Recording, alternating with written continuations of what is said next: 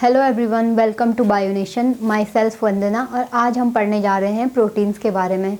तो प्रोटीन्स के बारे में पढ़ने से पहले हमने पढ़ा था अमाइनो एसिड्स के बारे में।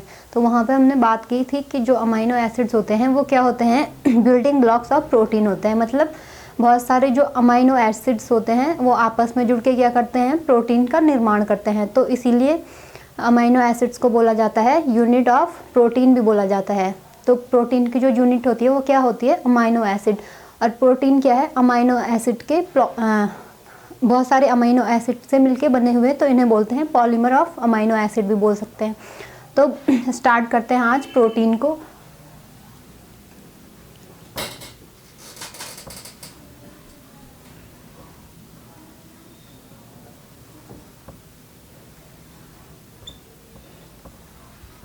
तो आज हम पढ़ने वाले हैं प्रोटीन्स को।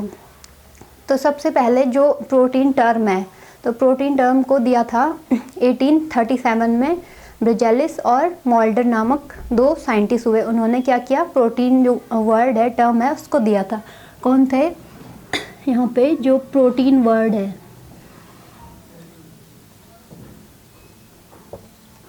जो प्रोटीन टर्म है, इसको खोजा था किसने, प्रोटीन टर्म coined by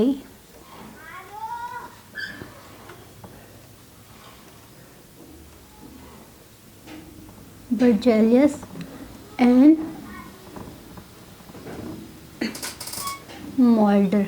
तो ये दो साइंटिस्ट हुए। इन्होंने क्या किया, प्रोटीन को खोजा था, या फिर प्रोटीन को जो नाम दिया प्रोटीन, तो किन्होंने दिया था, बेर्जेलिस और जो ये क्या है, मोल्डर। दो साइंटिस्ट हैं, इन्होंने क्या किया था, प्रोटीन का नामकरण किया, उसको नाम दिया प्रोटीन। तो 1837 में इन्होंने क्या किया, प्रोटीन का नामकरण किया।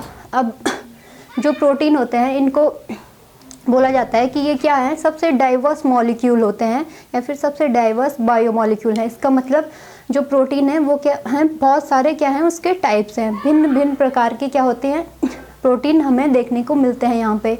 तो भिन्न भिन्न प्रकार के प्रोटीन मिल रहे हैं। इसकी भी क्या है, एक रीज़न है इसके पीछे, क्योंकि जो क्या होते हैं अमाइनो एसिड, तो अमाइनो एसिड क्या करते हैं, बहुत सारे, मतलब जो एक सीक्वेंस होता है, तो डिफरेंट सीक्वेंस में जुड़ के क्या करते हैं, डिफरेंट प्रोटीन्स का निर्माण या फिर फॉर्मेशन करते हैं। तो इसीलिए जो प्रोटीन्स होते हैं इनको बोला जाता है मोस्ट डाइवर्स बायोमॉलिक्यूल, यानी इनमें जो विविधता है, वेरिएशंस है, भिन्नताएं बहुत ज़्यादा हैं, या फिर प्रोटीन्स जो हैं वो बहुत ज़्यादा प्रकार की हमें देखने को मिलती है।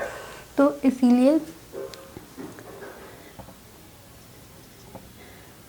क्या है, हमने बोला कि ये क्या है, प्रोटीन जो है वो क्या है, मोस्ट डाइवर्स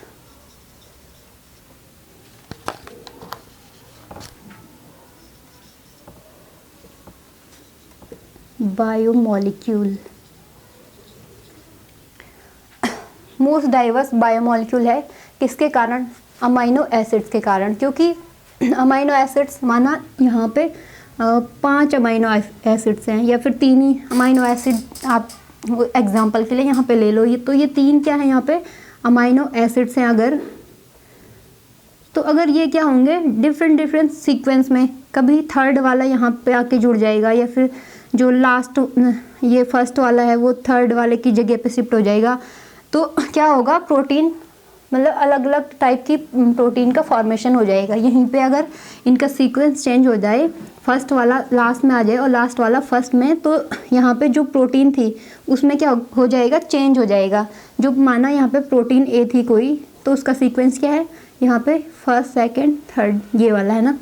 तो यहाँ पे अगर इसकी जगह ये थर्ड वाला आ जाए, और जो थर्ड वाले की जगह पे कौन सा, फर्स्ट वाला आ जाए, तो यहाँ पे कोई दूसरे टाइप की क्या हो जाएगी, प्रोटीन क्या हो जाएगी, बन जाएगी, दूसरी प्रोटीन का निर्माण हो जाएगा। तो यहाँ पे जो भिन्नताएं होती हैं प्रोटीन में देखने को जो हमें मिलती हैं, वो किसके कारण होती हैं, different type of sequence of amino acids के कारण ही होती हैं।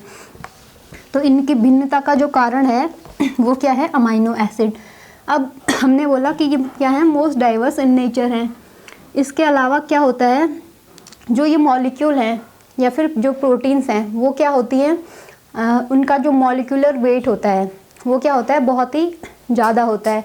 क्यों होता है? क्योंकि हमने बोला कि ये क्या है, पॉलीमर्स हैं। पॉलीमर्स मतलब यहाँ पे बहुत सारी मोनोमर्स या फिर सिंगल यूनिट जुड़ के क्या एक लॉन्ग चेन का फॉर्मेशन करती हैं। तो इसीलिए ये क्या क्या है, यहाँ पे इनको बोलते हैं प्रोटीन जो है इसको हम बोलते हैं हेटेरोपॉलीमर भी। क्या बोलते हैं? हेटेरोपॉलीमर। पॉलीमर तो है लेकिन कैसा पॉलीमर है? हेटेरोपॉलीमर है। तो हेटेरोपॉलीमर में क्या होता है, यहाँ पे क्या क्या होगा, इसको हम बोल सकते हैं कि different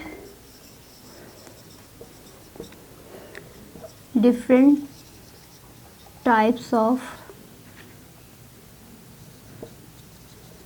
amino acids form polymer. यहाँ पे क्या बोल सकते हैं हम, हेटेरोपॉलीमर कब बनता है?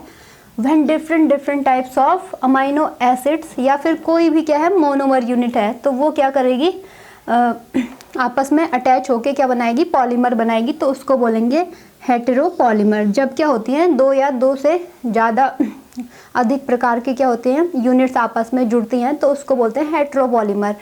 तो प्रोटीन में भी क्या होता है, प्रोटीन को बोला जाता है हेटेरोपॉलीमर क्योंकि इसमें भी क्या होती हैं different type of amino acid क्या होती हैं आपस में जुड़ी होती हैं, इसीलिए इसको बोला जाता है हेटेरोपॉलीमर भी बोला जाता है।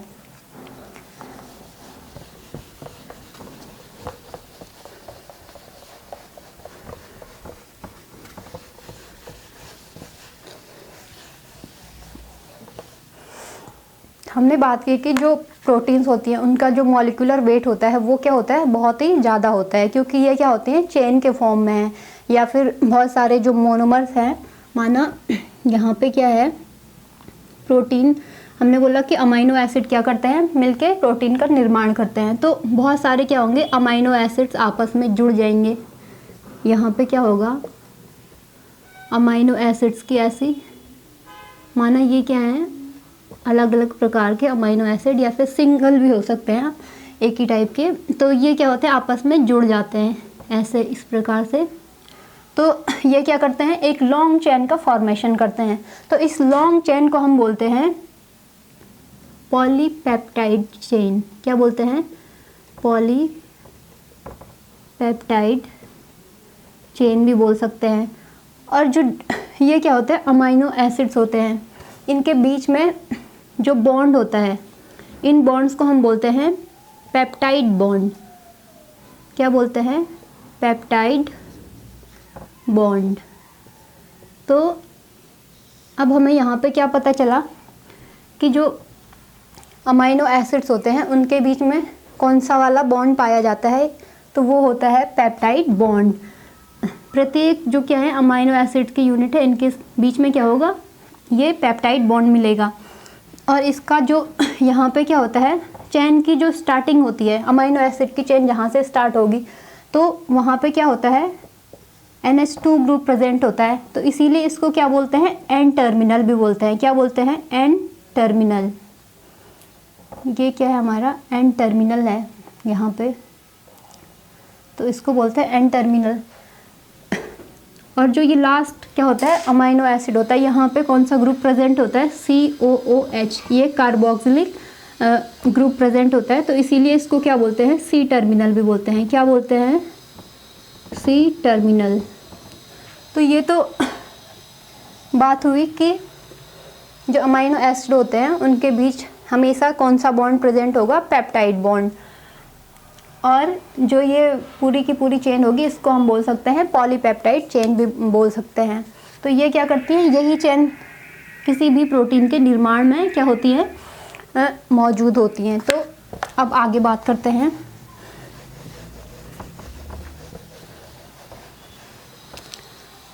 जो प्रोटीन्स होते हैं तो इनका जो मेन क्या होता है कंपोनेंट्स या फिर इनके जो क्या होते हैं मेजर जो क्या होते हैं कंपोनेंट्स होते हैं। तो उसमें क्या क्या होता है, कार्बन, हाइड्रोजन, नाइट्रोजन और ऑक्सीजन। तो यहाँ पे जो मेन कंपोनेंट्स होते हैं या फिर मेजर कंपोनेंट्स ऑफ प्रोटीन क्या बोलेंगे, मेजर क्या बोल सकते हैं हम इनको,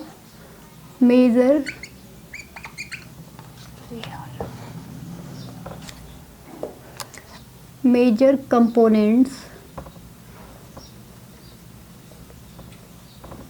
ऑफ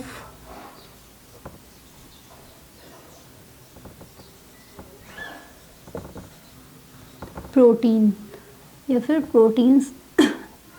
तो मेनली जो प्रोटीन के प्राइमरी क्या होते हैं, कंपोनेंट्स होते हैं, वो कौन कौन से होते हैं हमारे, कार्बन हो गया, हाइड्रोजन हो गया, उसके बाद ऑक्सीजन और जो नाइट्रोजन है।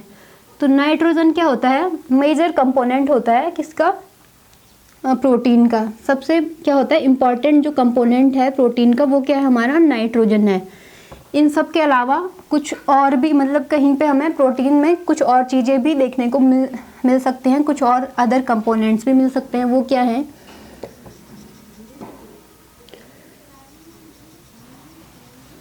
अदर कंपोनेंट्स लाइक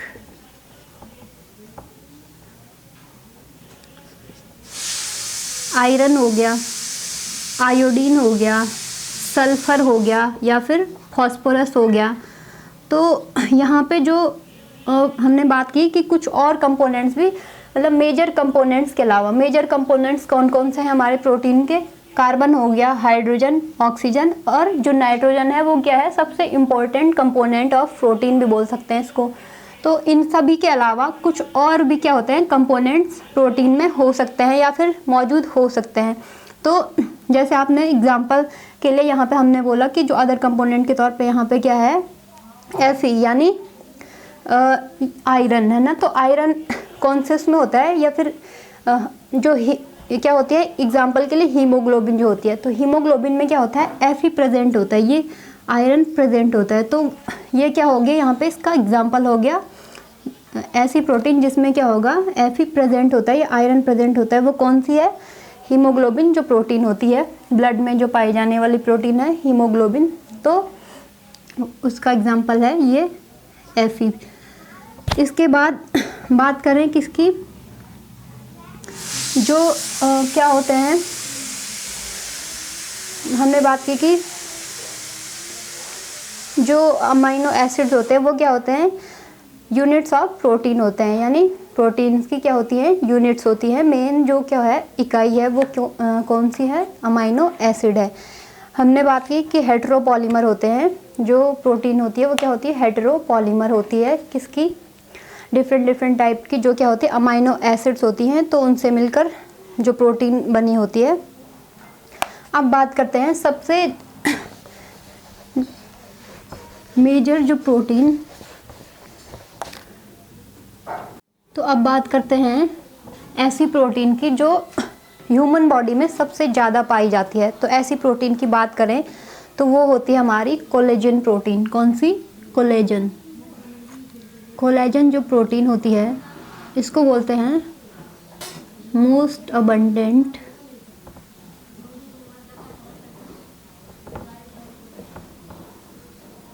प्रोटीन इन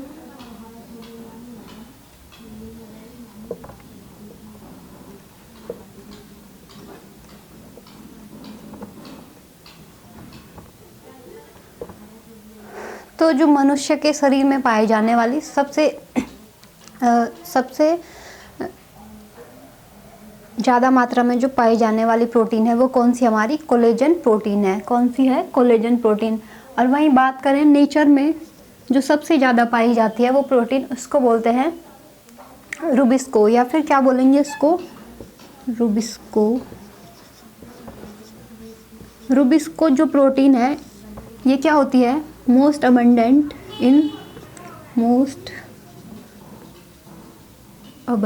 इन बायोस्फीयर, यानी जो जैव मंडल है जहाँ पे जीव रहते हैं, तो वहाँ पे बायोस्फीयर, या फिर बायोस्फीयर किसको बोलते हैं हम, जीव मंडल, मतलब जहाँ पे क्या होते हैं जीव जंतु रहते हैं, जीव जंतु निवास करते हैं, उसको बोलते हैं बायोस्फीयर या फिर जैव मंडल हिंदी में। तो बायोस्फीयर में सबसे ज़्यादा मिलने वाली प्रोटीन है रूबिस्को प्रोटीन। और ह्यूमन बॉडी में मिलने वाली जो प्रोटीन है जो सबसे ज़्यादा मात्रा में पाई जाती है उसको बोलते हैं कोलेजन। कौन सी प्रोटीन है, कोलेजन प्रोटीन। और वहीं बात करें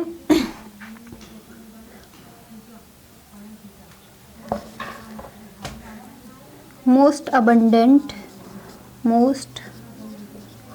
अबंडेंट प्रोटीन या फिर most abundant contractile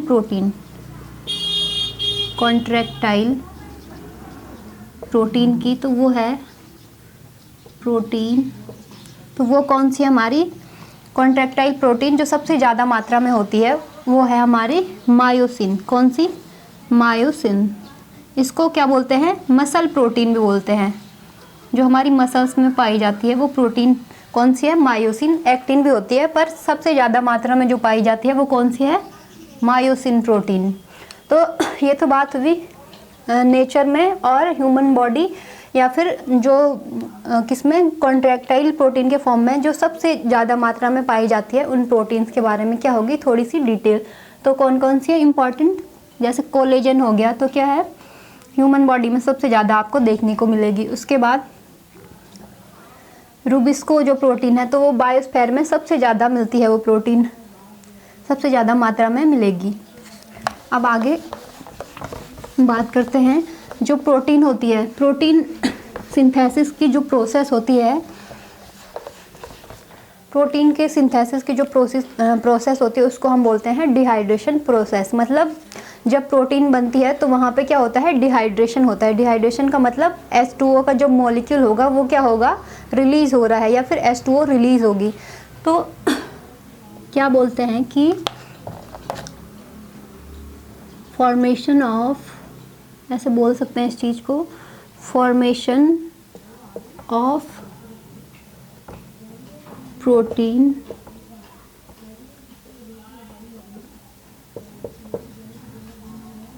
through dehydration process भी बोल सकते हैं इसको, है ना? इस टाइप से बोल सकते हैं। वो प्रोसेस जिसके द्वारा क्या होती है? प्रोटीन का निर्माण होता है, प्रोटीन सिंथेसाइज होती है, उसको हम क्या बोलते हैं? Dehydration process. क्या बोलते हैं? डिहाइड्रेशन प्रोसेस भी बोलते हैं। क्या बोलते हैं? Dehydration process. तो डिहाइड्रेशन में क्या होगा? यहाँ पे H2O के जो क्या होंगे? मॉलिक्यूल होंगे, वो क्या होंगे? रिलीज होंगे।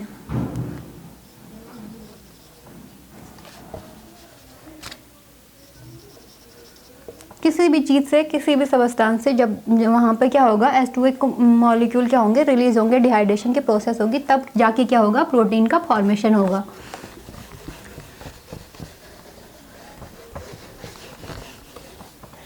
ये तो बात होगी प्रोटीन्स का जनरल इंट्रोडक्शन या फिर क्या बोलेंगे, कुछ कैरेक्टरिस्टिक फीचर्स की बात की हमने कि प्रोटीन कैसे कैसे बनती है और इसके जो मेन कंपोनेंट्स हैं वो कौन कौन से हैं।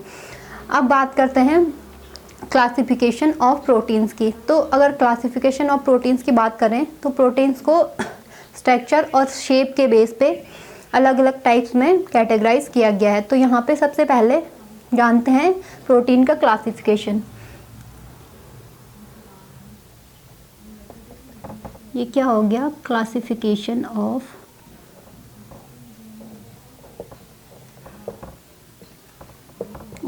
प्रोटीन्स। हमने क्या बात की कि जो प्रोटीन्स हैं वो क्या हैं? डाइवर्स इन नेचर हैं, डाइवर्स या फिर मोस्ट डाइवर्स बायोमॉलिक्यूल्स हैं। तो इनमें क्या होगा? क्लासिफिकेशन का जो बेस होगा तो वो भी क्या होगा? डिफरेंट टाइप्स का होगा, है ना? इसको शेप के बेस पे कैसा है या फिर कोई जो है स्ट्रक्चर के बेस पे कैसा है प्रोटीन। तो अलग अलग टाइप से क्या किया गया है? प्रोटीन को कैटेगराइज किया गया है। तो सबसे पहले जानते हैं स्ट्रक्चर के बेस पे जो प्रोटीन्स होती हैं वो किस किस प्रकार की और कैसे कैसे होती हैं। तो सबसे पहले जो क्लासिफिकेशन का बेस है हमारा वो हम लेंगे यहाँ पे स्ट्रक्चर के बेस पे, on the basis of structure. तो स्ट्रक्चर के बेस पे जो प्रोटीन होती हैं मेनली 4 टाइप्स की होती हैं। कौन सी? 4 टाइप्स की हैं, 4 types of protein.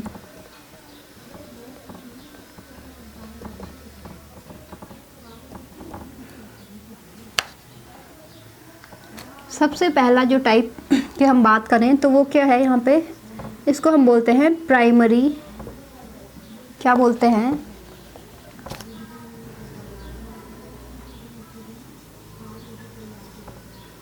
Primary structure of protein. तो प्राइमरी स्ट्रक्चर को ही हम क्या बोलते हैं, 1 डिग्री स्ट्रक्चर भी बोलते हैं, 1 डिग्री स्ट्रक्चर ऑफ प्रोटीन भी बोलते हैं। किसको, प्राइमरी स्ट्रक्चर ऑफ प्रोटीन को। इसके बाद आता है सेकेंडरी प्रोटीन, सेकेंडरी प्रोटीन या फिर secondary structure of protein structure. इसी को हम क्या बोल देते हैं, 2 डिग्री स्ट्रक्चर ऑफ प्रोटीन भी बोलते हैं। इसके बाद आता है tertiary, tertiary structure. Tertiary structure of protein को ही हम क्या नाम देते हैं, 3 डिग्री स्ट्रक्चर ऑफ प्रोटीन भी बोलते हैं। तो ये क्या है, सारी एक ही चीज़ है। इसके बाद जो स्ट्रक्चर आता है 4 टाइप का on the basis of structure, तो वो क्या है हमारा, क्वाटरनरी स्ट्रक्चर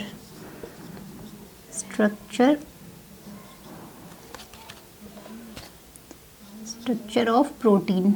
तो ये तो बात हुई स्ट्रक्चर के बेस पे प्रोटीन कौन कौन सी प्रकार की होती हैं। प्राइमरी स्ट्रक्चर होता है प्रोटीन का, जिसे हम 1 डिग्री प्रोटीन भी बोलते हैं। इसके बाद सेकेंडरी स्ट्रक्चर जो होगा उसको बोलेंगे 2 degree structure of protein. Tertiary को ही बोलते हैं 3 डिग्री स्ट्रक्चर ऑफ प्रोटीन। और जो 4th और लास्ट टाइप ऑफ प्रोटीन है स्ट्रक्चर के बेस पे, वो कौन सा हमारा, क्वाटरनरी स्ट्रक्चर ऑफ प्रोटीन।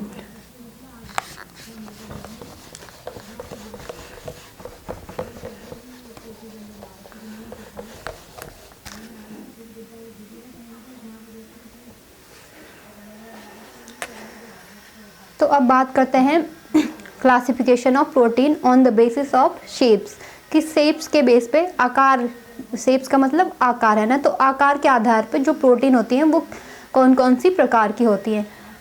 तो अगला जो हमारा बेस है क्लासिफिकेशन का, प्रोटीन को क्लासिफाई करने का, वो कौन सा है यहाँ पे, ऑन द बेसिस ऑफ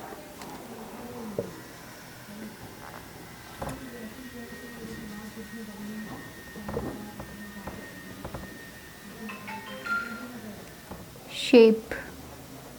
तो शेप के बेस पे मेनली 2 प्रकार की होती हैं प्रोटीन। प्रोटीन कितने प्रकार के होते हैं शेप के बेस पे, 2 प्रकार की। एक तो हो गया हमारा ग्लोब्यूलर प्रोटीन, यानी कि गोलाकार जो प्रोटीन होंगी उनको बोलेंगे हम ग्लोब्यूलर प्रोटीन।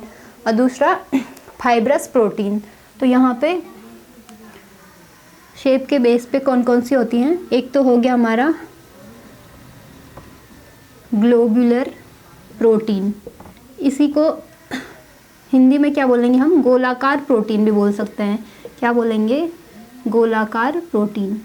तो ग्लोबुलर प्रोटीन का जो एग्जाम्पल है वो कौन कौन से हमारे, जैसे इसके एग्जाम्पल हो गए यहाँ पे एल्ब्यूमिन, सुना होगा आपने एल्ब्यूमिन।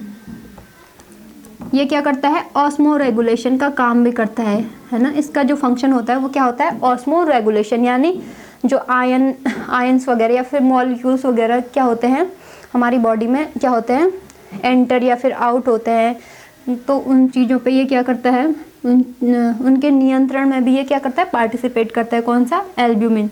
तो ये क्या करता है, ऑस्मो रेगुलेशन में भी क्या करता है, पार्टिसिपेट करता है, ऑस्मो रेगुलेशन। इसके अलावा ग्लोबुलर प्रोटीन का एग्जांपल हमने बोला एल्ब्यूमिन। इसके अलावा दूसरा क्या होता है, एक एल्ब्यूमिन हो गया, और ग्लोबुलिन क्या होता है, ग्लोबुलिन हो गया। तो ये क्या है, ग्लोबुलर प्रोटीन के कुछ क्या है एग्जाम्पल हैं यहाँ पे। अब इसके बाद जो सेकंड टाइप ऑफ प्रोटीन है शेप के बेस पे, उसको हम क्या बोलते हैं,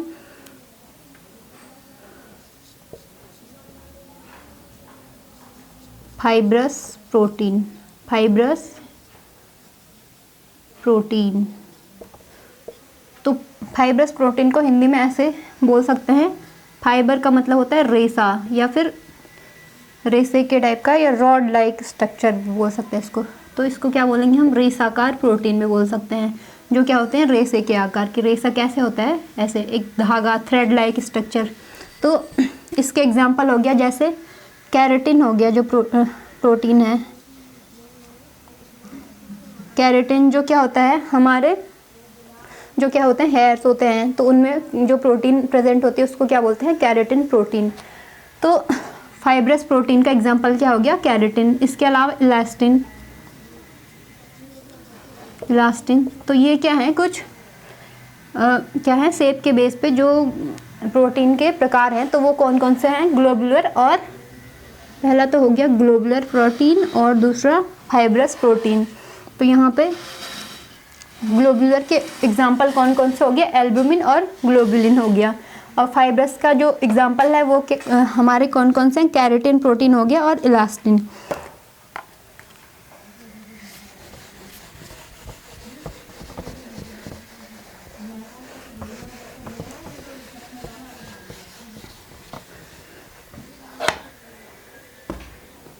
तो जो क्या होती है, हमने बात की फाइब्रस प्रोटीन की, यानी रेसाकार जो प्रोटीन होती है, तो वो क्या होते हैं, इनसॉल्युबल इन वाटर, मतलब पानी में क्या होती है, अविलेय होते हैं, पानी में घुलती नहीं है वो प्रोटीन्स।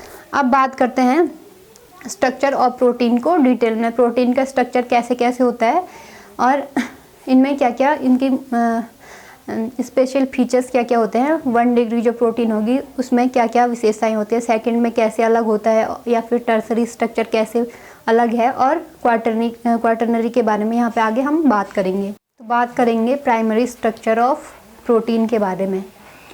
तो यहाँ पे सबसे पहले बात करते हैं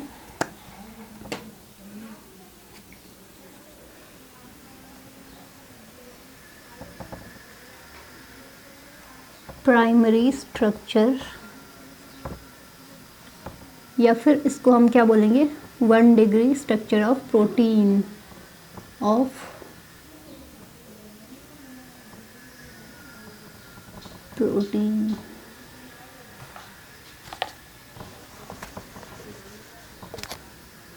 प्राइमरी स्ट्रक्चर को ही हम क्या बोलते हैं, 1 डिग्री स्ट्रक्चर भी बोलते हैं प्रोटीन का। तो जो प्राइमरी स्ट्रक्चर होता है प्रोटीन का, वो क्या होता है, सबसे सिंपलेस्ट फॉर्म है प्रोटीन का। तो इसमें क्या होता है, सिंपली क्या होगा, यहाँ पे अमीनो एसिड्स क्या होंगे, आपस में अटैच हो जाएंगे एक चेन के फॉर्म में, इस टाइप से, है ना।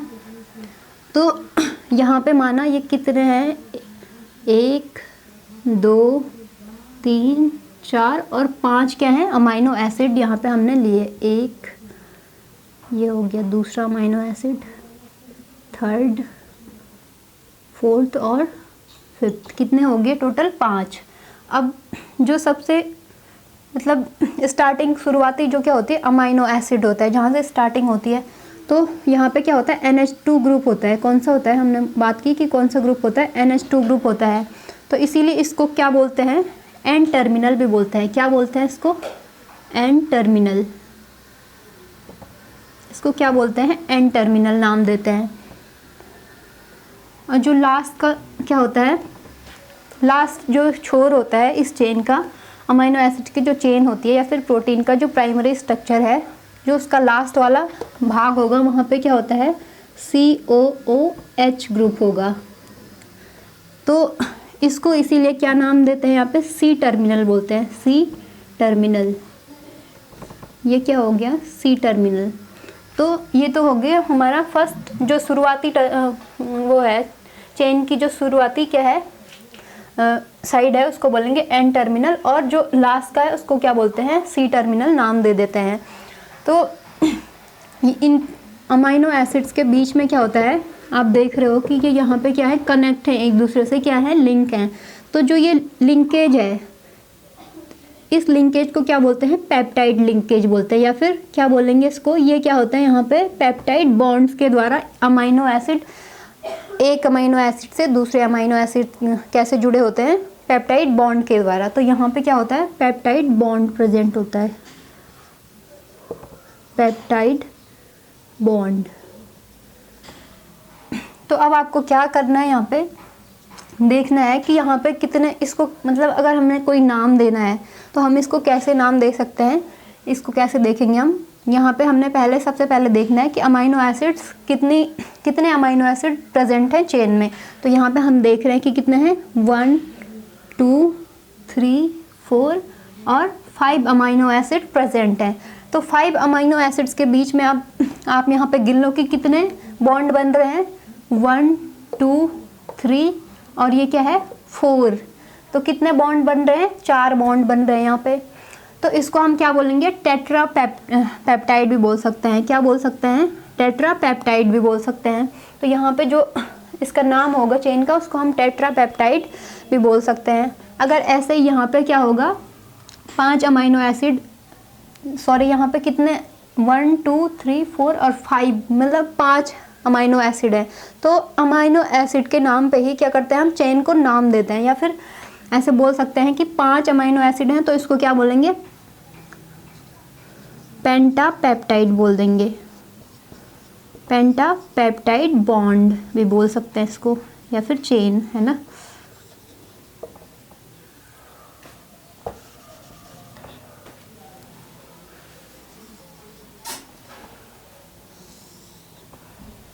तो इसको क्या, अगर यहीं पे क्या हो जाएंगे, 7 हो जाएंगे या फिर 8 हो गए। तो अगर 8 अमाइनो एसिड हैं तो उसको क्या बोल देंगे, ऑक्टापेप्टाइड बॉन्ड।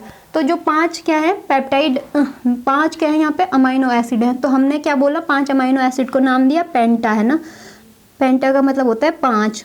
और पेप्टाइड जो होंगे यहाँ पे, पेप्टाइड बॉन्ड होंगे, उनकी संख्या कितनी होगी, 4 होगी। 1 2 3 4। तो 5 के बीच कितने, 4 ही तो बॉन्ड बनेंगे, पेप्टाइड बॉन्ड। तो इसीलिए इसको नाम दे देते हैं पेंटापेप्टाइड चेन भी बोल देते हैं।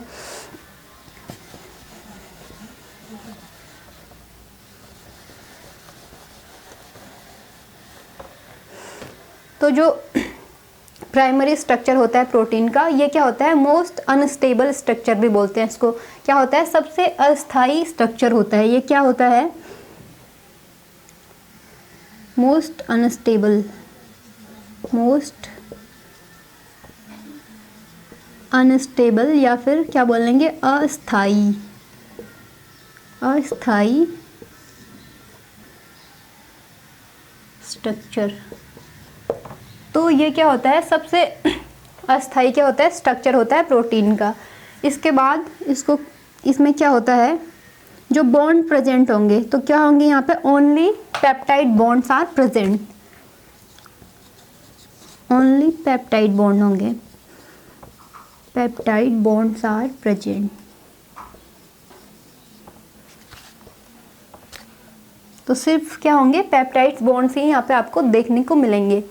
तो जो प्राइमरी स्ट्रक्चर होता है प्रोटीन का, वो क्या होता है, जब प्रोटीन का डिनेचुरेशन होता है। डिनेचुरेशन का मतलब जब प्रोटीन, हिंदी में बोल सकते हैं, स्कंदित होने लग जाते हैं। या फिर माना क्या है, जैसे हमने एग्जांपल लिया, मिल्क होता है ना, तो उसमें कौन सी प्रोटीन होती है, केसीन प्रोटीन होती है। तो अगर हम उसको क्या करते हैं, गरम करेंगे, तो वहाँ पे क्या होता है, उसका अगर हम ज़्यादा टेम्परेचर देते हैं किसी भी प्रोटीन को, तो वो क्या हो जाती है, डिनेचर होना स्टार्ट कर देती है। मतलब अपनी जो उसकी केमिकल प्रॉपर्टी होती है या फिर फिजिकल प्रॉपर्टी होती है, उसको क्या कर देता है, लूज़ करने लग जाता है। तो जो प्राइमरी स्ट्रक्चर ऑफ प्रोटीन होता है, वो क्या होता है, डिनेचुरेशन के दौरान क्या होता है, ख़राब नहीं होता है, या फिर अनब्रेकेबल होता है। तो इसको हम बोल सकते हैं कि जो प्राइमरी स्ट्रक्चर ऑफ प्रोटीन होता है, वो क्या होता है, अनब्रेकेबल,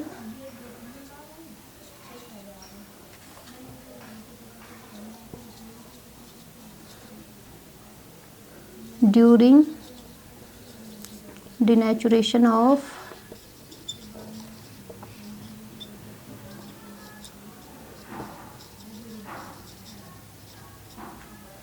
या फिर ऐसे बोल सकते हैं इसको कि हाई टेम्परेचर या फिर हाई प्रेशर पे या फिर अनफेवरेबल कंडीशन में जब प्रोटीन क्या होने लग जाती है, डिनेचर होने लग जाती है, यानी कि अपनी जो उसकी नेचुरल प्रॉपर्टीज़ होती हैं, जो उसकी क्या होती है, नेचर होता है प्रोटीन का, तो वो क्या हो जाता है, मतलब वो अपना नेचर खोने लग जाता है, कौन, प्रोटीन।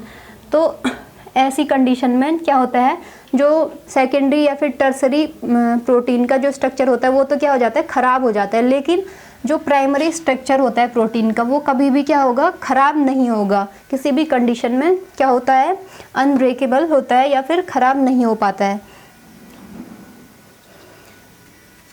अगर बात करें प्राइमरी स्ट्रक्चर ऑफ प्रोटीन की, तो कुछ प्रोटीन होती हैं जिनमें क्या होता है, प्राइमरी स्ट्रक्चर प्रेजेंट होता है प्रोटीन का। तो ऐसी प्रोटीन जिनमें क्या होता है, प्राइमरी स्ट्रक्चर प्रेजेंट होगा प्रोटीन का, तो वो क्या करती हैं, सेकेंडरी या फिर 2 डिग्री जो स्ट्रक्चर होता है वो फॉर्म नहीं करती हैं, क्योंकि वो 1 डिग्री पे ही क्या होती है, फंक्शनल होते हैं, या फिर प्राइमरी स्ट्रक्चर के फॉर्म में ही क्या होते हैं, फंक्शनल होते हैं, काम करती हैं। तो इसीलिए उनको सेकेंड या फिर सेकेंडरी प्रोटीन के फॉर्म में बनना नहीं पड़ता है, या फिर सेकेंडरी स्ट्रक्चर को फॉर्म करने की ज़रूरत नहीं होती है, क्योंकि वो फर्स्ट प्राइमरी स्ट्रक्चर के फॉर्म में ही क्या करती हैं, वर्क करती हैं। तो उनको सेकेंडरी स्ट्रक्चर बनाने की ज़रूरत नहीं पड़ती है। तो इसका एग्जाम्पल हो गया हमारा, प्राइमरी स्ट्रक्चर का जो एग्जाम्पल हो गया वो है हमारा, जैसे ग्रोथ हार्मोन बोलते हैं, क्या बोलते हैं, ग्रोथ। तो जो ग्रोथ हार्मोन होता है इसमें क्या होता है, 1 डिग्री स्ट्रक्चर ऑफ प्रोटीन देखने को मिलता है। इसमें किसमें, ग्रोथ हार्मोन में जो होता है स्ट्रक्चर प्रोटीन का, वो क्या होता है, 1 डिग्री स्ट्रक्चर ऑफ प्रोटीन होता है।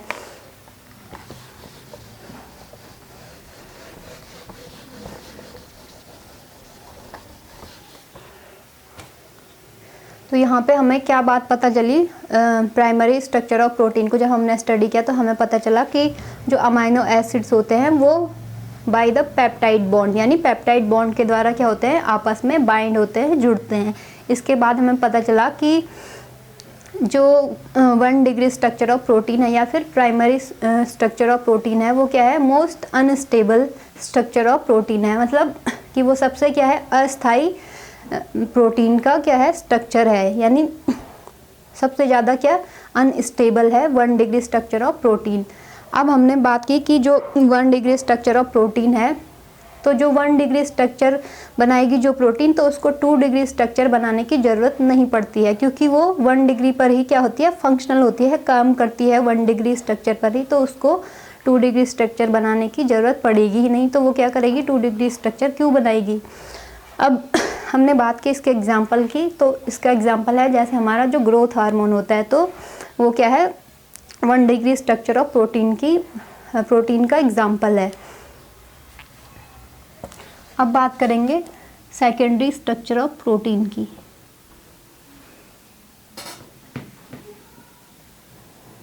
सेकेंडरी स्ट्रक्चर ऑफ प्रोटीन, इसको ही हम बोलते हैं 2 डिग्री स्ट्रक्चर ऑफ प्रोटीन भी बोल सकते हैं।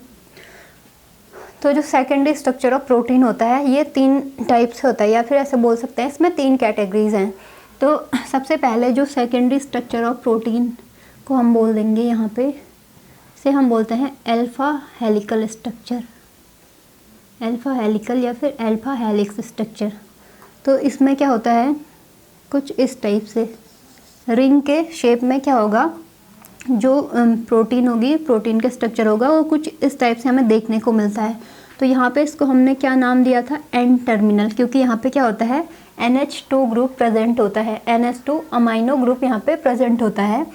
तो जो ये लास्ट वाला जो क्या है, छोर है, तो इसको हमने क्या नाम दिया था, यहाँ पे C टर्मिनल बोला था। C टर्मिनल क्यों, क्योंकि यहाँ पे कार्बोक्सिल COOH जो ग्रुप था, COOH ग्रुप था, वो क्या था, यहाँ पे प्रेजेंट था, इसीलिए हमने इसको बोला C टर्मिनल।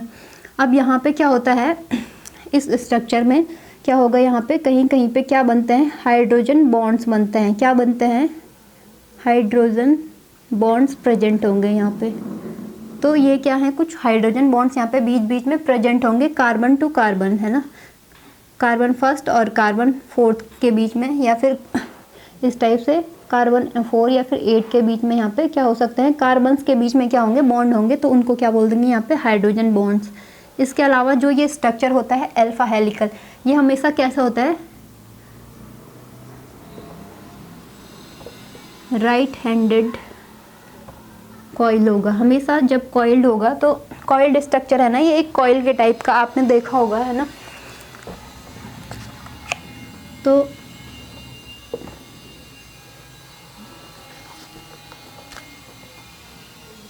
तो ये हमेशा कैसा होगा, राइट हैंडेड कॉइल होगा। इसके बाद इसमें क्या होता है, 2 टाइप्स के क्या होते हैं, बॉन्ड। अब हमें इसमें कौन कौन से बॉन्ड देखने को मिलेंगे, एक तो हो गया पेप्टाइड बॉन्ड देखने को मिलेगा।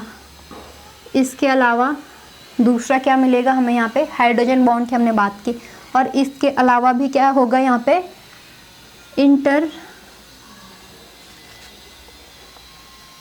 क्या हो गया, इंट्रा होगा, इंट्रा क्योंकि सिंगल है ना, सिंगल कॉइल है ये, सिंगल क्या है, चेन है। तो यहाँ पे क्या हो गया, intra polypeptide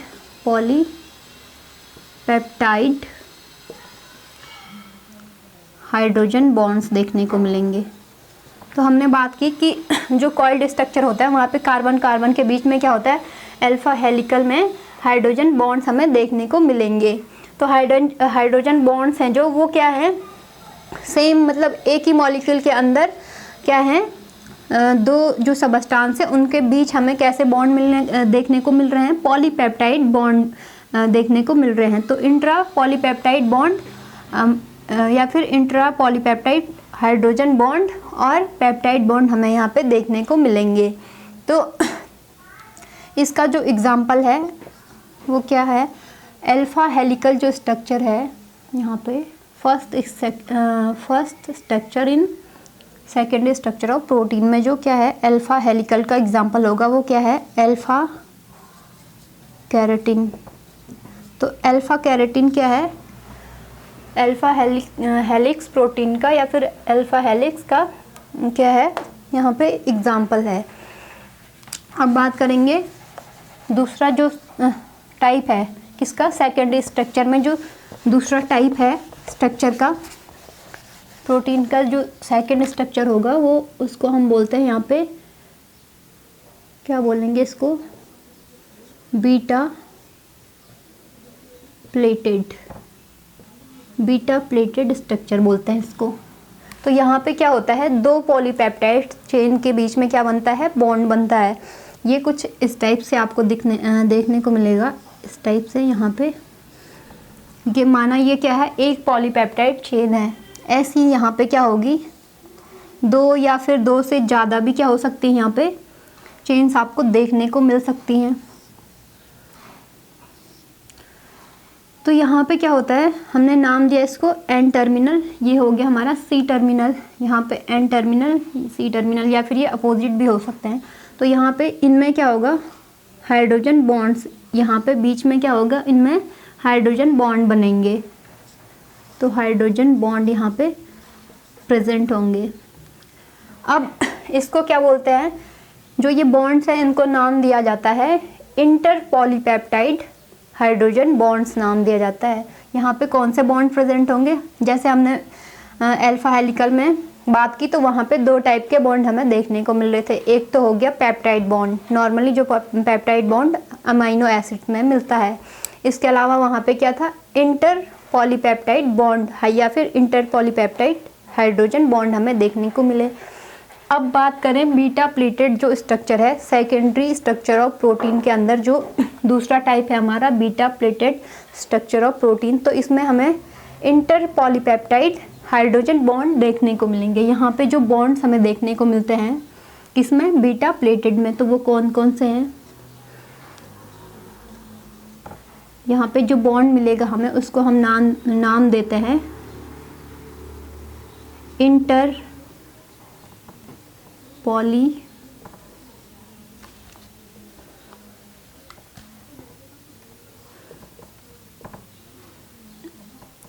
polypeptide hydrogen bonds यहाँ पे क्या होंगे, प्रेजेंट होंगे। तो ये तो हुई बात बीटा प्लेटेड की। इसका जो एग्जाम्पल है बीटा प्लेटेड स्ट्रक्चर का एग्जाम्पल जो प्रोटीन है यहाँ पे वो है हमारी, इसका एग्जाम्पल होगा हमारा फाइब्रोइन जो प्रोटीन होती है, इसको हम बोलते हैं सिल्क प्रोटीन भी बोलते हैं। क्या बोलते हैं, सिल्क प्रोटीन। तो फाइब्रोइन क्या है, इसका एग्जाम्पल है यहाँ पे किसका, बीटा प्लेटेड स्ट्रक्चर का।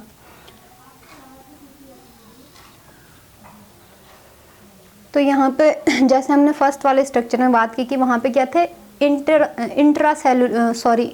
पॉलीपेप्टाइड हाइड्रोजन बॉन्ड थे। तो इंट्रा हमेशा क्या होता है, दो सेम मॉलिक्यूल के बीच में जो बॉन्ड बनता है, तो वहाँ पे हम वर्ड यूज़ करते हैं इंट्रा। इंट्रा का मतलब ही होता है कि दो सेम यूनिट्स के बीच में जब कोई चीज़ प्रेजेंट होती है, या फिर जब कोई चीज़ क्या हो रही है, कहीं पे भी दो सेम मॉलिक्यूल्स, दो सेम पर्सन या फिर दो सेम मैटर्स के बीच में जब भी कोई चीज़ होती है तो उसको हम बोलते हैं इंट्रा। इंट्रा का मतलब होता है हिंदी में अंतरा। अंतरा मतलब दो सेम चीज़ के बीच में।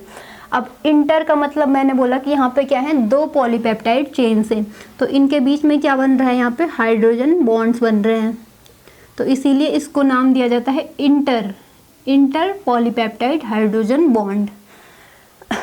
अब बात करेंगे सेकेंडरी स्ट्रक्चर ऑफ प्रोटीन के अंतर्गत ही थर्ड टाइप जो क्या है स्ट्रक्चर है प्रोटीन का, तो अब उसको हम यहाँ पे डिस्कस करेंगे।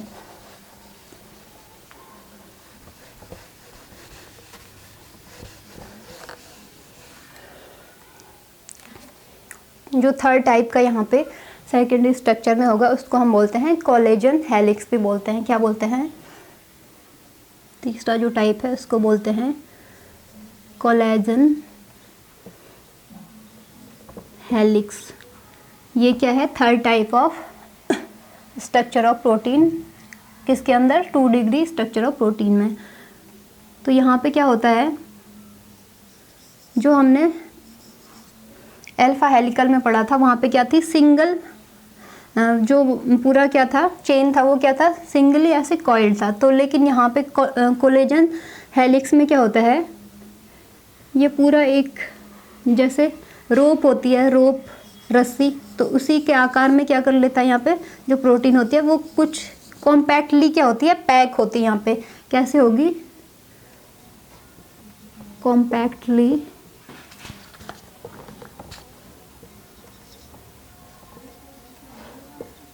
पैक्ड प्रोटीन्स आएंगी यहाँ पे। तो इसका एग्जाम्पल है हमारा जो कोलेजन होती है, कोलेजन प्रोटीन होती है, तो स्किन में पाई जाती है, स्किन में, स्किन प्रोटीन भी बोल सकते हो आप इसको, स्किन प्रोटीन। तो यहाँ पे जो बॉन्ड्स हमें देखने को मिलते हैं उनको हम क्या बोलते हैं, जो बॉन्ड्स होंगे यहाँ पे, या फिर प्रोटीन की जो डिफरेंट क्या है चेन है यहाँ पे, उनके बीच कौन से बॉन्ड होंगे, यहाँ पे बॉन्ड्स का नाम है लॉकिंग एंड इंटरलॉकिंग,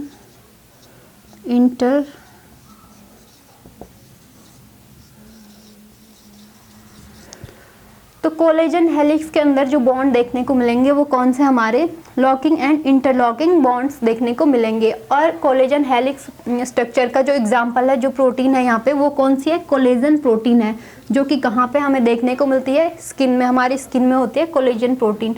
अगर क्या होता है इसकी कमी हो गई तो क्या होगा, जो रिंकल्स वगैरह होती है स्किन में, तो वो इसी के कारण होती है। जब कोलेजन कम होने लग जाता है तो हमारे शरीर में या फिर जो स्किन होती है उसमें क्या रिंकल्स पड़ने लग जाते हैं।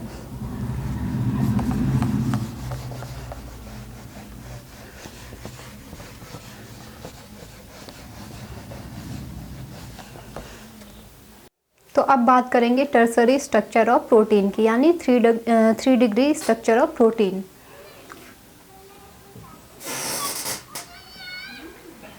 टर्शियरी स्ट्रक्चर ऑफ प्रोटीन, इसी को हम क्या नाम देते हैं, 3 डिग्री स्ट्रक्चर ऑफ प्रोटीन भी बोलते हैं।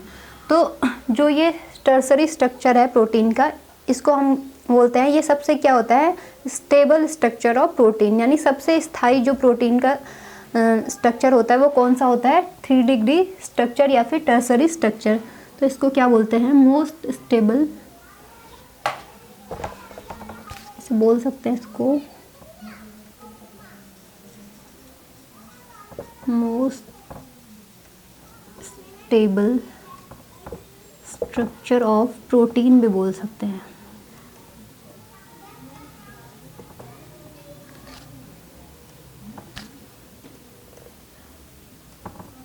तो ये क्या है, सबसे स्थायी स्ट्रक्चर है किसका, प्रोटीन का सबसे स्थायी स्ट्रक्चर कौन सा है, 3 डिग्री स्ट्रक्चर ऑफ प्रोटीन। तो यहाँ पे क्या होता है, जो 2 डिग्री स्ट्रक्चर प्रोटीन हमने पढ़ा था, तो यहाँ पे जो 2 डिग्री स्ट्रक्चर ऑफ प्रोटीन होता है वो क्या होता है, वही क्या कर देता है और ज़्यादा कॉम्प्लेक्स होकर क्या करता है 3 डिग्री स्ट्रक्चर ऑफ प्रोटीन को बना देता है। तो यहाँ पे कुछ इस तरह से क्या होता है, 2 डिग्री जो क्या होता है प्रोटीन हमने पढ़ी थी अल्फा हेलिकल, तो वो कुछ देखने में कैसा था, अल्फा हेलिकल इस टाइप से कॉइल्ड था, है ना। तो यहाँ पे क्या होता है 2 डिग्री स्ट्रक्चर ही क्या हो जाएगा, कॉम्प्लेक्स हो जाएगा, थोड़ा सा आपस में क्या हो जाएगा, कॉम्प्लेक्सिटी पैदा हो जाएगी उसमें, तो वो क्या बना देगा, टर्सरी स्ट्रक्चर बना देगा। अब कैसे बनाएगा, यहाँ पे हमने पढ़ा था अल्फा हेलिकल, तो पहले होगा यहाँ पे अल्फा हेलिकल, इसके बाद क्या हो जाएगा बीटा प्लेटेड, इस टाइप से था, फिर आ जाएगा यहाँ पे अल्फा हेलिकल स्ट्रक्चर, फिर आ जाएगा बीटा प्लेटेड, अब फिर यहाँ पे दोबारा से क्या हो जाएगा इस टाइप से alpha helical, beta pleated, alpha helical और बीटा प्लेटेड।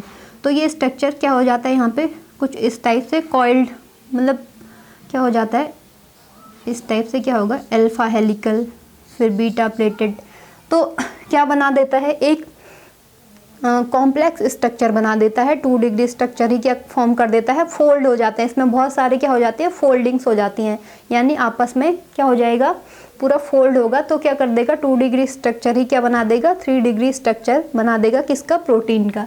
तो यहाँ पे इस टाइप से क्या होगा, हमने इसको नाम दिया था एन टर्मिनल, और इधर अगर क्या बोला हमने कि यही 2 डिग्री स्ट्रक्चर क्या होगा कॉइल होगा, तो ये क्या यहाँ पे सी टर्मिनल हो गया माना। तो ये क्या हो रहा है यहाँ पे 2 डिग्री स्ट्रक्चर ही है, लेकिन क्या हो गया थोड़ा सा फोल्ड हो गया, तो क्या बन गया 3 डिग्री स्ट्रक्चर बन गया। अब क्यों बनता है ये 3 डिग्री स्ट्रक्चर क्यों बनाता है 2 डिग्री, इसलिए क्योंकि कुछ बायोलॉजिकल क्या होती हैं एक्टिविटीज़ करनी होती हैं, तो इसलिए क्या हो जाता है 3 डिग्री स्ट्रक्चर प्रोटीन क्या हो जाता है फॉर्म हो जाता है। तो क्यों बनता है यहाँ पे 3 degree structure formation due to some important biological activities। तो जब प्रोटीन को क्या करनी होती है कुछ इम्पॉर्टेंट बायोलॉजिकल एक्टिविटीज़, यानी कुछ इम्पॉर्टेंट जो बायोलॉजिकल एक्टिविटीज़ होती है, तो उनके फंक्शन होने के लिए क्या होता है कि 2 डिग्री इतना इम्पॉर्टेंट नहीं हो पाता है, तो उसको क्या ज़रूरत होती है कि वो और क्या कॉम्प्लेक्स स्ट्रक्चर बनाए, तो वो क्या बना देता है 3 डिग्री स्ट्रक्चर को फॉर्म कर देता है। इसका जो एग्जांपल है हमारा वो क्या है यहाँ पे मायोग्लोबिन,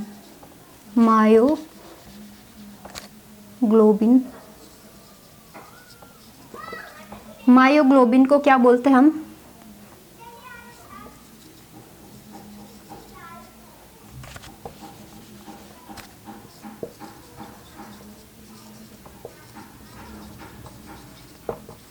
मसल प्रोटीन भी बोलते हैं हम, मायोग्लोबिन को क्या बोलते हैं मसल प्रोटीन भी बोल देते हैं।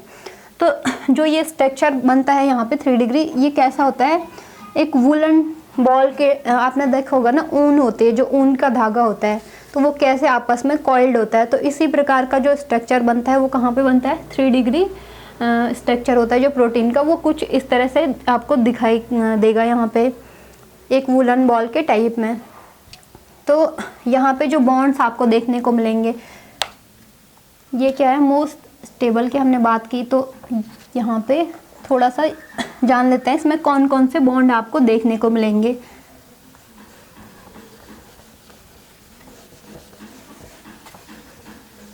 इसको यहाँ पे लिख लेते हैं, ये क्या है मोस्ट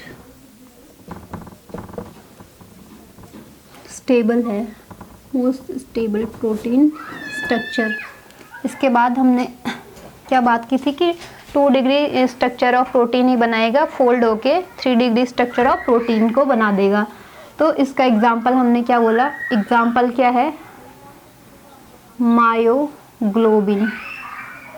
तो मायोग्लोबिन को हम क्या बोलते हैं मसल प्रोटीन भी बोलते हैं, जो हमारी मसल्स में जो प्रोटीन पाई जाती है उसको बोलते हैं मायोग्लोबिन, मसल प्रोटीन। तो ये क्या काम करती है ऑक्सीजन स्टोरेज का काम भी करते हैं। इसका फंक्शन क्या होता है O2 स्टोरेज। O2 स्टोरेज का भी ये क्या करती है, काम करती है यहाँ पे। अब बात करते हैं यहाँ पे जो बॉन्ड्स होते हैं वो कौन कौन से देखने को मिलेंगे हमें। जैसे हमें अल्फा हेलिकल और बीटा प्लेटेड में कुछ बॉन्ड्स देखने को मिले थे, तो यहाँ पे भी हमें कुछ बॉन्ड्स देखने को मिलेंगे। और सबसे ज़्यादा बॉन्ड इसी स्ट्रक्चर में हमें देखने को मिलते हैं, किसमें, टर्सरी स्ट्रक्चर ऑफ प्रोटीन में। तो सबसे पहले यहाँ पे होगा पेप्टाइड बॉन्ड, पेप्टाइड बॉन्ड देखने को मिलेगा। इसके बाद हाइड्रोजन बॉन्ड, आयनिक या फिर इसको क्या बोलेंगे, इलेक्ट्रोस्टैटिक बॉन्ड भी बोल सकते हैं, ये देखने को मिलेगा। हाइड्रोफोबिक बॉन्ड मिलता है डाइसल्फाइड बॉन्ड देखने को मिलेगा। इसके अलावा नाम सुना होगा वैन डर वाल फोर्सेस का, नाम आपने पढ़ा होगा केमिस्ट्री फिजिक्स में। तो यहाँ पे ये भी क्या होता है, मौजूद होता है, वैन डर वाल्स। तो ये सारे के सारे आपको देखने को कहाँ पे मिलेंगे, टर्सरी स्ट्रक्चर में देखने को मिलेंगे। प्रोटीन के टर्सरी स्ट्रक्चर में कितने, 1 2 3 4 5 और ये 6 इतने टाइप्स के बॉन्ड यहाँ पे देखने को मिलते हैं। सबसे ज़्यादा टाइप के जो बॉन्ड बनेंगे वो कहाँ पे बनेंगे, टर्सरी स्ट्रक्चर ऑफ प्रोटीन में।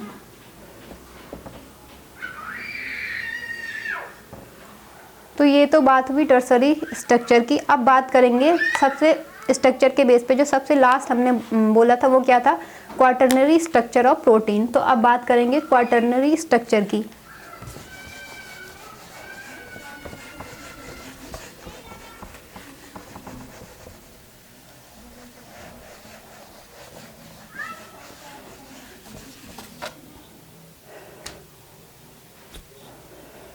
तो क्वाटरनरी स्ट्रक्चर को हम समझ सकते हैं हीमोग्लोबिन का जो स्ट्रक्चर होता है उसके थ्रू हम समझेंगे क्वाटरनरी स्ट्रक्चर ऑफ प्रोटीन को।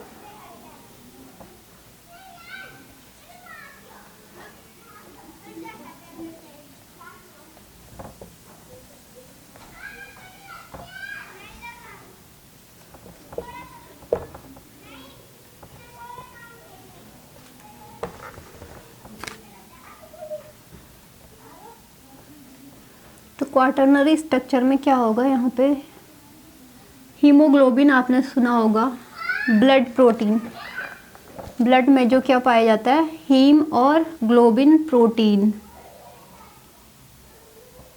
यानी इसको हिंदी में क्या बोलते हैं, लोह युक्त प्रोटीन भी बोलते हैं। क्या बोलते हैं, लोह युक्त प्रोटीन। यानी इसमें क्या होता है, आयरन होता है, Fe होता है, लोहा होता है। तो यहाँ पे क्या होता है, इसका स्ट्रक्चर कुछ इस टाइप से देखने को मिलता है। यहाँ पे क्या होंगे, Fe के 4 मॉलिक्यूल आपको देखने को मिलते हैं, Fe2+, Fe, Fe।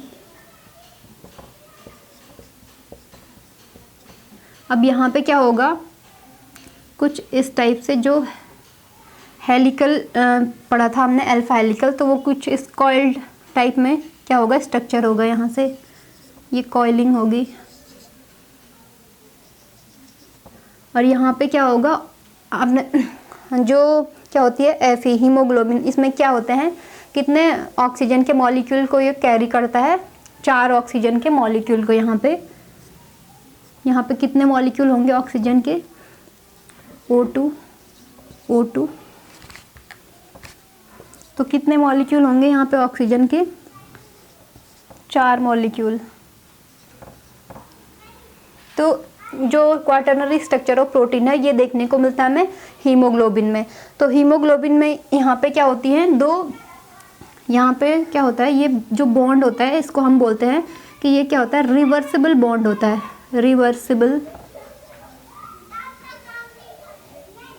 Reversible bond देखने को मिलता है यहाँ पे। और इसको हम नाम देते हैं यहाँ पे अल्फा स्क्वायर और बीटा स्क्वायर स्ट्रक्चर।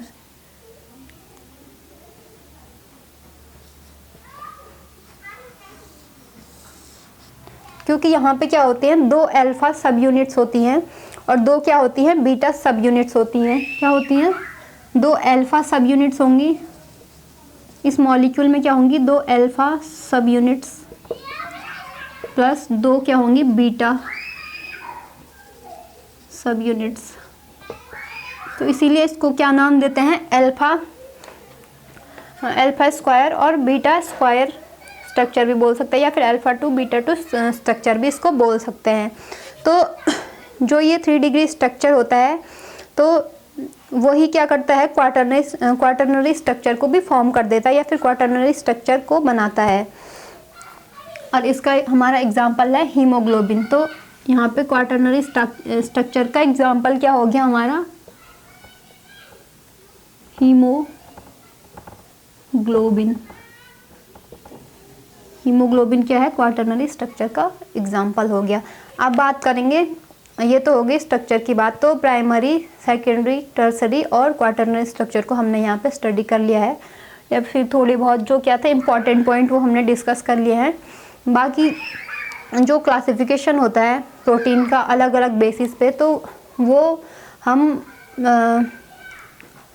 अगली वीडियोस पे देखेंगे उसको। तो अब बात करते हैं फंक्शन ऑफ प्रोटीन की। तो प्रोटीन कैसे कैसे फंक्शन करता है हमारे लिविंग वर्ल्ड में, उसको हम यहाँ पे जानेंगे। तो बात करें फंक्शन ऑफ, तो प्रोटीन के फंक्शन की जब बात करते हैं तो सबसे पहले क्या क्या होता है, एज अ हार्मोन या फिर एज अ एंटीबॉडी भी ये क्या करते हैं, एंटीबॉडी के फॉर्म में क्या करते हैं, काम करते हैं, एंटीबॉडी। तो एंटीबॉडी में भी क्या इन्वॉल्व होते हैं, प्रोटीन्स इन्वॉल्व होते हैं, या फिर बोल सकते हैं इम्यून सिस्टम या फिर डिफेंस में, इम्यून सिस्टम में। इसके अलावा क्या होते हैं, एज अ ट्रांसपोर्टर भी ये काम करते हैं, जैसे हीमोग्लोबिन या फिर ग्लूकोज, हीमोग्लोबिन ग्लूकोज नहीं, ट्रांसपोर्टर के फॉर्म में कौन काम करेगा, ट्रांसपोर्टर प्रोटीन के फॉर्म में करेगा यहाँ पे काम, जैसे हीमोग्लोबिन। तो ये क्या हो गया, फर्स्ट हो गया एंटीबॉडी के फॉर्म में। दूसरा एज अ ट्रांसपोर्टर ये काम करते हैं, यानी स्थानांतरण का जो काम होता है, एज अ ट्रांसपोर्टर।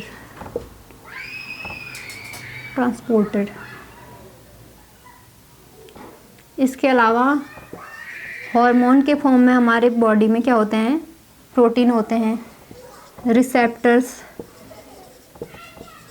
बहुत सारे रिसेप्टर्स होते हैं जो क्या होते हैं, प्रोटीन से एसोसिएटेड होते हैं। इनके अलावा